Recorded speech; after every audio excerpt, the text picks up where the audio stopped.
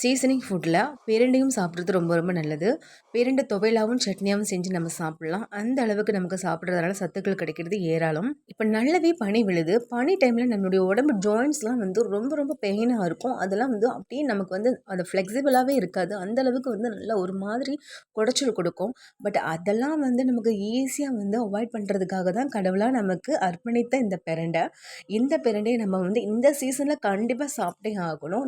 நிறைய பேர் வீட்டிலேயே இப்போ பிரண்டெல்லாம் வளர்க்குறாங்க. பட் நமக்கு ரோட் சைட்லேயே ரொம்பவே ஃப்ரீயாக கிடைக்கக்கூடிய ஐட்டம் தான். இதெல்லாம் மிஸ் பண்ணிவிட்டு நம்ம அதிகமாக காசு கொடுத்து வேறு எதையே நம்ம தேடிக்கிட்டு இருக்கோம். ஃப்ரீயாக கிடைக்கக்கூடியதை நம்ம ஈஸியாக சமைச்சு சாப்பிட்றது மூலமாக அது மூலமாக கிடைக்கக்கூடிய நன்மைகள் அனுபவிக்கிறது தான் நமக்கு நல்லது. இப்போ பிரண்டை துவையல் பண்ணுறதுக்கு இந்த அளவுக்கு பிரண்டை எடுத்திருக்கேன். அதுக்கப்புறம் கொஞ்சமாக பூண்டு, ஒரு கைப்பிடிக்கு நிறையாவே சின்ன வெங்காயம் வந்து உரித்து வச்சுருக்கேன். மல்லி வந்து முழு மல்லி வந்து 1.5 கைப்பிடி எடுத்து வச்சுருக்கேன். இது கூட கொஞ்சம் தேங்காய், கருவேப்பிலை, காரத்துக்கு தகுந்த காஞ்ச மிளகாய், அப்புறமா கொஞ்சோண்டு அளவுக்கு புளி, அவ்வளோதாங்க. இப்போ பிரண்டை எப்படி க்ளீன் பண்ணுறது உங்களுக்கு தெரியணும்னா ஆல்ரெடி நம்ம சேனலில் வீடியோ அப்லோட் பண்ணியிருக்கேன். எப்படி க்ளீன் பண்ணுறதுன்னு பிரண்டையை அந்த லிங்க் வந்து கீழே பேஸ்ட் பண்ணுறேன். உங்களுக்கு தேவைப்பட்டுச்சுன்னா நீங்கள் செக் அவுட் பண்ணி பாருங்கள். இப்போ பிரண்டையை வந்து நம்ம நல்லெண்ணெய் ஊற்றி நல்லா வதக்கிக்க போகிறோம்.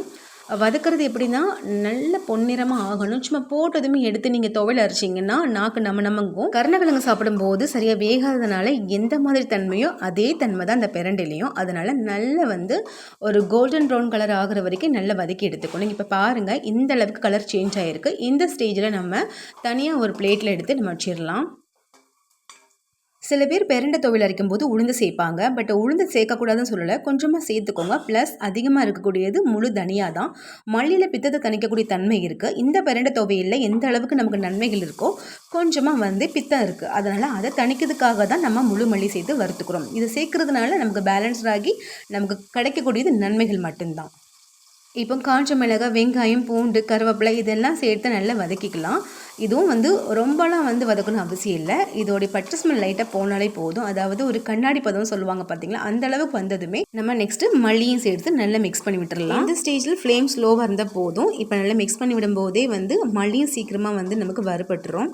இதுக்கப்புறம் வந்து நம்ம தேங்காய்லாம் வந்து கட் பண்ணி வச்சுருக்கோம் பார்த்தீங்களா, ஒரு கைப்பிடிக்கு கம்மியாக தான் தேங்காய் போடணும், அதிகமான தேவையில்லை. அதையும் போட்ட பிறகு புளிப்பு சுவைக்கு கொஞ்சோண்டு புளி நீங்கள் அரைக்கும் போது டேஸ்ட் பண்ணி பார்த்துட்டு கூட உங்களுக்கு புளி தேவைப்பட்டுச்சுன்னா நீங்கள் எக்ஸ்ட்ரா ஆட் பண்ணிக்கலாம். இப்போ பெருங்காயத்தூள் கொஞ்சமாக ஒரு 1/4 டீஸ்பூனுக்கு கம்மியாக பெருங்காயத்தூளும் சேர்த்து நல்லா மிக்ஸ் பண்ணி விடுறேன். இந்த துவையல் இட்லி, தோசை, சாதம், தயிர் சாதம் எல்லாத்துக்குமே செம ஆப்டான ஒரு ரெசிபி. கண்டிப்பாக ட்ரை பண்ணி பாருங்கள். இப்போ எல்லாத்தையும் நல்லா வறுத்தாச்சு. இதை கொஞ்சம் நேரம் ஆற விட்டுட்டு அதுக்கப்புறம் மிக்ஸி ஜாரில் கொஞ்சமாக தண்ணி சேர்த்து நல்லா ஃபைனாக மையாக அரைச்சி எடுத்துக்கணும். இந்த பிரண்டை சாப்பிட்றதுனால நமக்கு ரொம்ப நாள் இருக்கக்கூடிய வாய்வு தொந்தரவு, அதாவது உடம்புல பிடி இருக்கும் பார்த்தீங்களா, எதுக்குன்னே வலிக்குன்னு தெரியாமல் பல நாள் யோசித்து ஹாஸ்பிட்டல் கூட நம்ம தெண்டை செலவு பண்ணியிருப்போம். அந்த மாதிரி பிடிலாம் வந்து கேஸ்ட்ரிக்னால தான் நமக்கு பிடிப்பு இருக்கும். அந்த நாட்பட்ட பிடிப்பு சீக்கிரமாக இந்த பிரண்டை சாப்பிட்றதுனால உடனே வந்து ரிலீஸ் ஆகுறதை நீங்கள் கண்கூட பார்க்க முடியும். இப்போ இந்த பிரண்டை துவையல கொஞ்சமாக உப்பு சேர்த்து மிக்ஸி ஜாரில் ஃபைனாக அரைச்சிக்கிட்ட பிறகு ஒரு சின்ன தாளிப்பு கொடுத்துடலாம். நல்லெண்ணெய் சேர்த்துட்டு அதில் கடுகு, கொஞ்சம் கருவேப்பிலை சேர்த்து நல்லா மிக்ஸ் பண்ணி விட்டுருங்க. இந்த பிரண்டை துவையலை சேர்த்து நல்லா மிக்ஸ் பண்ணி விட்டுட்டு நீங்கள் உடனே சாப்பிட்றதா இருந்தால் ரொம்ப அளவுக்குலாம் வந்து குக் பண்ண வேண்டாம், டக்குன்னு எடுத்துடலாம். பட் நான் கொஞ்சம் 3-4 நாளைக்கு வெளியே வச்சுருப்பேன், ஃப்ரிட்ஜில் வைக்க மாட்டேன். ஸோ அதுக்கு கெடாமல் இருக்கிறதுக்காக கொஞ்சம் இன்னும் அதிக நேரமாக நான் வரட்டிக்க போகிறேன். அந்த அளவுக்கு வரட்டிக்கிட்டு அந்த ஆயிலெலாம் வந்து செப்பரேட் ஆகி வெளியே நிற்கும் பாருங்கள். இந்த அளவுக்கு ஆயில் செப்பரேட் ஆன பிறகு ஒரு 3-4 நாளைக்கு கெடாமல் அப்படியே இருக்கும். இந்த நம்ம ஃப்ரிட்ஜில் வைக்க தேவையில்லை. அவ்வளோதான். இப்போ துவையல் நல்லா சுருண்டு வந்துடுச்சு. இந்த ஸ்டேஜில் ஆஃப் பண்ணிவிட்டு நம்ம தோசை, இட்லிக்கு சாதத்துக்கு வச்சு சாப்பிட்டுக்கலாம். இந்த ரெசிபி உங்களுக்கு ரொம்ப பிடிச்சிருந்துச்சுன்னா நம்ம சேனலை சப்ஸ்கிரைப் பண்ணிவிட்டு உங்களுடைய ஃப்ரெண்ட்ஸ்க்கும் ஷேர் பண்ணுங்கள். நாளை இது போல் ஒரு வீடியோவில் சந்திப்போம். பாய்.